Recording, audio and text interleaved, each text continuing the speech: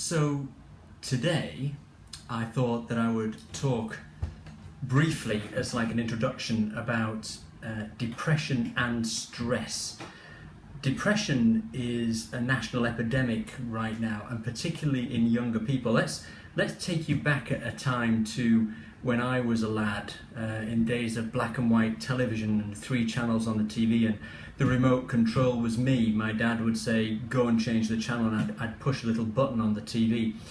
We had telephones that were attached to the wall.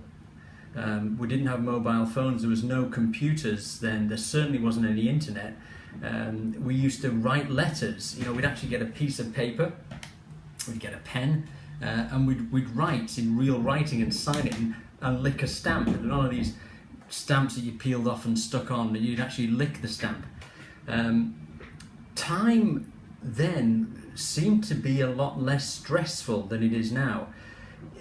Nowadays, and I'm part of this scene now, this sort of social media scene where you look at how many likes you've got, and if you haven't had 200 likes, then there's something wrong with you, where you swipe a picture if they're attractive, and is it to the right or the left, I don't know, whichever one that one is, that Tinder thing, and it's based on appearance. Money, stress, the news, everything is geared to stress you out.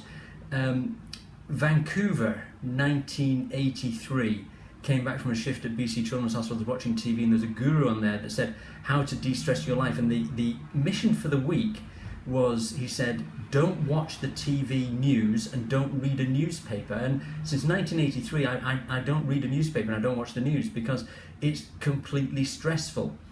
My job is stressful enough as it is.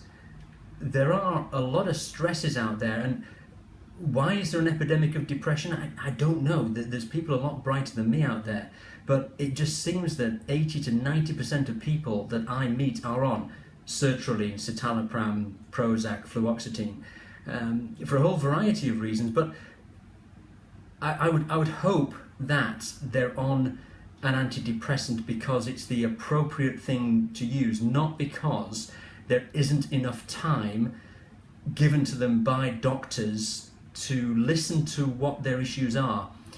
For example, if you're on an antidepressant because a loved one has died, that's a normal part of grieving. You shouldn't really be on an antidepressant for that.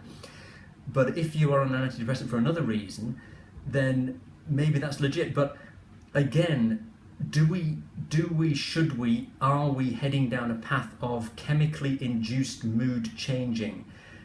Should we be looking at the bigger picture? Is medication the only answer?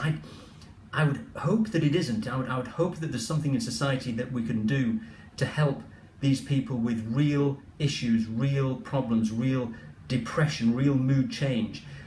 Is it society? Is it something else? Open for discussion.